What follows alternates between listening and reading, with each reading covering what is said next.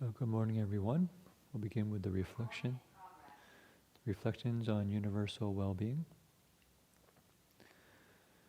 May I abide in well-being, in freedom from affliction, in freedom from hostility, in freedom from ill will, in freedom from anxiety, and may I maintain well-being in myself.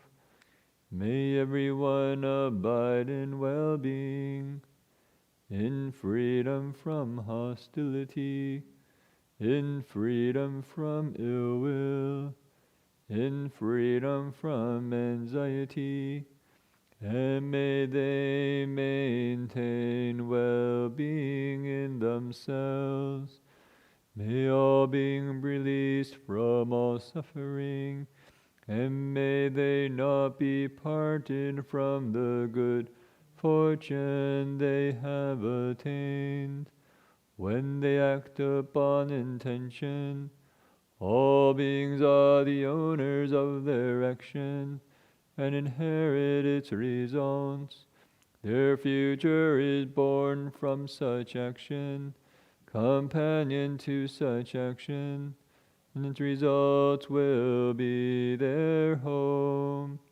All actions with intention, be they skillful or harmful, of such acts they will be the heirs. So good morning again. Today I want to reflect a little bit on a conversation I had with the men here in the retreat. In the morning, one of the men asked, "So how do you practice loving kindness?" They wanted me to share some of my own experiences. And in the conversation, I had one of these aha moments that I like to share with everyone, because I think it illuminates something that is deep in our lineage, in Master Hua's teachings, that I didn't quite see so clearly before. So people know the four hearts, the four boundless hearts, are loving kindness, compassion, appreciative joy, and equanimity. And loving kindness is, you could say, the foundation. And it's the sincere wish for the well-being of others, as well as ourselves. And we were reflecting on how many cultivators go to these very strong Chan monasteries, where people meditate many hours and, have a very disciplined schedule, a disciplined life. And on one level, we can think, oh, this is really harsh. It's a very harsh environment, or maybe very aggressive. But when we reflect on it a little bit deeper, we find that those who do those, who are very, you could say, have some accomplishment in their Chan practice, have a profound foundation in this heart of loving kindness. And then one of the men reflected, saying, "Oh, Master Hua's bowing to his parents in his early life as a child, this was his practice of loving kindness."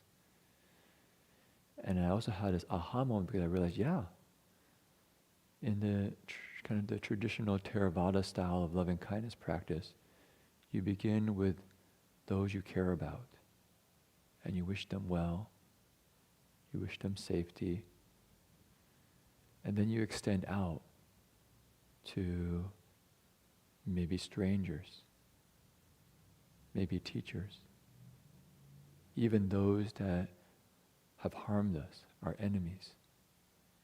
And you just keep expanding that heart of loving kindness so it's all inclusive to all living beings, and it spreads throughout the universe. Because each kind of person, a parent, a teacher, a stranger, maybe somebody who's harmed us, that relationship of care, of real goodwill for them is different. And then when this man said about Master Hua bowing, I realized that's actually exactly what Master Hua did. And I went and looked up his biography, and he shared his own story about how when he was 12 years old, he had this moment of repentance and renewal. He said before that, he was like kind of like Robin Hood. He'd want to fix any wrongs in the world. If he felt things were unequal, he would fight with people. And he was so, you could say, aggressive and strong that when somebody, even like a 16, 17, 18-year-old boy or man, you could say when he get to 18, he was only maybe like 10 and 11 years old. He said he could beat up an 18-year-old. He said, they pull a knife on me, I would grab the knife from their hand, from the blade, He says, when I fought, I was fearless. I don't care if I lost my life. And so he said this caused a lot of anxiety for my parents, that they're really afraid. I get hurt, I'd hurt other people, other families were not happy. But he had this sense of like this kind of, I'm going to make things right. If things were unequal, I had to fight for it. So he realized this way of being in the world was not filial, was not kind. And so he changed himself. And he told his parents, Mom and Dad, I'm sorry. I'm sorry for being unfilial, for causing pain and suffering for you. And I want to change. And from now on, I'm going to bow to you to show my sincerity and wish to change. Now, of course, his parents says, no. You can just change yourself for the better. Maybe listen to us more. Don't get into so many fights. You don't have to bow to us. But Master Hua is, Master Hua. And so he says, no, I'm still going to bow. He said, I'm still stubborn, right? He said, I'm still stubborn. So he went out to bow. And as he tells the story, he began bowing to his parents. And then he thought to himself, I need to bow because I also need to repay the kindness of my country, of my teachers. Since I haven't found a good teacher yet, a spiritual teacher yet, but I know that one day I want to leave home. And so I'm going to bow to my future teacher so that I can practice being filial. He says, I bow to all the good people in the world, wishing to emulate them.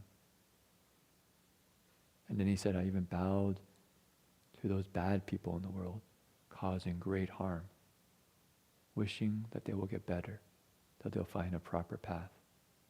So I extended it out to all the animals, the ants, the mosquitoes, because I felt I was just the same as them, and I bowed to them. And so and he went to bow to all living beings. And so when I was just reflecting on that, I says, wow, that's actually the practice of loving kindness. Rather than just sitting there in meditation and saying, okay, let me just imagine, my mom, wishing my mom well, or wishing my dad well. Here was Master Hua using a bowing practice to embody this deep heart of care, this heart of great compassion, being one with everyone. And so he said he bowed to, let me just get my numbers correct here. I went to look it up. He said he bowed,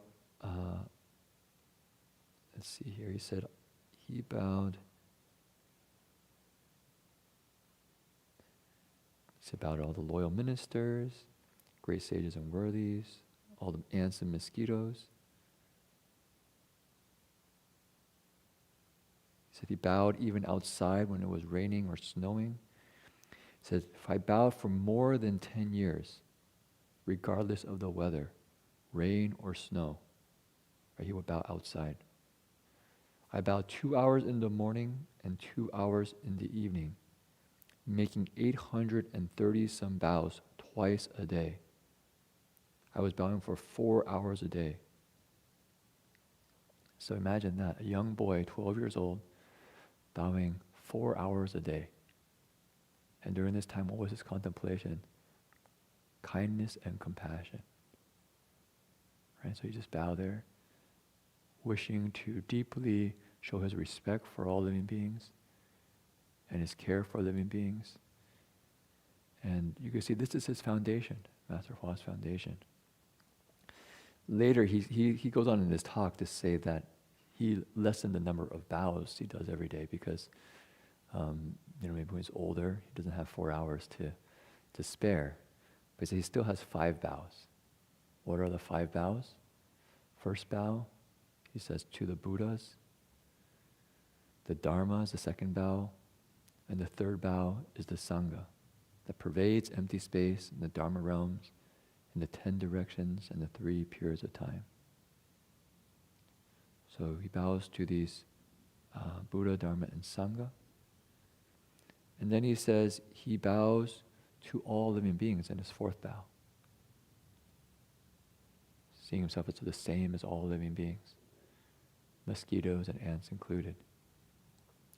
And the 5th bow, what do you think he bows to? It says the Pratimoksha, the Vinaya, the Buddha's code for liberation, right? The precepts. So the Master Hua, as he got older, you could say, essentialized his bows to those 5. The Buddha, the Dharma, the Sangha, to all living beings, and to the precepts. So you can see what our teacher, Master Hua, really emphasized in his own life, in his own practice, for a lifetime. And so to me, it's a really interesting reflection because it shows how foundational these 4 hearts, especially loving kindness, is on the spiritual path. Although we don't really sometimes see it, at least for myself. It's kind of a discovery. And then now being able to kind of trace it back, that is actually embedded in the teachings all along. And if we just use Master Hua's own life as an example, as a teaching for us, I think easily in our lives, we start out with the mind of wanting to make things right. We have an idea about how things are supposed to be. And then we fight to make that happen. We criticize other people, right? We fight with other people.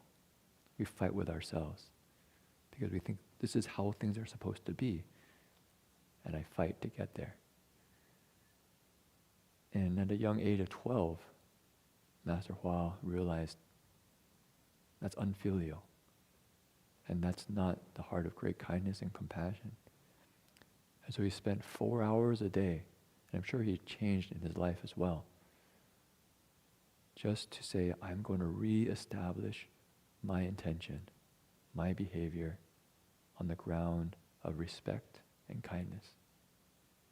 So pretty inspiring, right? Pretty inspiring, pretty good model for us. And so, good question for us is, so how long have we spent developing this foundation? Master Hua spent 10 years, 4 hours a day. So for us to do a little bit probably is not bad. So maybe I'll just share with that as a kind of reflection for this morning. As we begin our 3 steps, 1 bow, we can maybe take Master Hua's contemplation into our hearts and reflect on how these bows are an expression of our deep respect for the Triple Jewel, for all living beings, for the Vinaya, or for the precepts that give us a way to live a life of kindness, compassion, well-being, and service. And see how that goes. And see then, of course, how we can take that spirit through the rest of our lives. Okay, so let's do 3 steps, 1 bow.